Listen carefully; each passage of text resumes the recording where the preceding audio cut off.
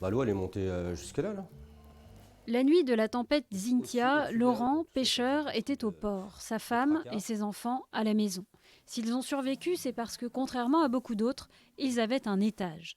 Voici ce qu'il reste aujourd'hui de leur ancien quartier, un bout de route et un tout nouveau golf. Avant Xynthia, il y avait ici 600 maisons. L'eau est montée jusqu'à 2,80 m. 29 personnes ont péri. La maison de Laurent, comme tout ce lotissement de la Faute-sur-Mer, a été démolie et tous les propriétaires indemnisés. 80% des expropriés sont partis vivre loin d'ici. Laurent, lui, a déménagé à l'Aiguillon, juste en face de son ancien quartier.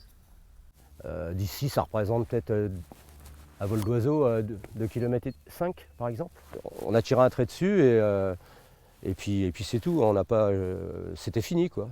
D'ailleurs, depuis, on n'y est pas retourné. Enfin, je fais pas de golf d'ailleurs, mais non, je sais pas, on n'est pas curieux. Et je pense que pour les gens qui habitaient à côté de chez nous, c'est la même démarche. François Anil, lui, habite toujours dans la même maison qu'il y a 10 ans, à quelques centaines de mètres du lotissement où vivait Laurent. L'eau ici n'est montée qu'à un peu plus d'1 mètre. C'est ce buffet qui a sauvé François et sa femme. À un moment donné, le niveau d'eau extérieur était trop important. Ça a tout fait exploser. La baie vitrée qui est là, elle a explosé.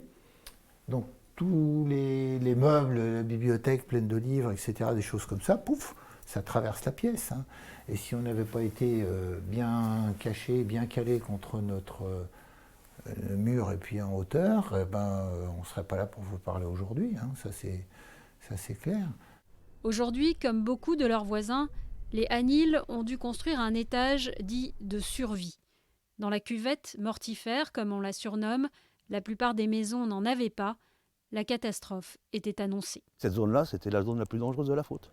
On a mis 20 cm de terre ou de pierre en plus, et puis on a construit des maisons dessus. Et la maison de la famille qui a été le plus endeuillée, c'était la dernière livrée, c'était leur première nuit ici, quoi. Donc elle venait d'être construite, cette maison. L'ancien maire de la Faute-sur-Mer a été condamné à 2 ans de prison avec sursis. Depuis 2014, une nouvelle équipe est en place. Digue rehaussée, plan d'évacuation, elle affirme avoir tout fait pour éviter une nouvelle tragédie. On n'a pas fait les choses de telle façon à se dire jamais l'eau rentrera. Il faut que ce soit très clair là-dessus.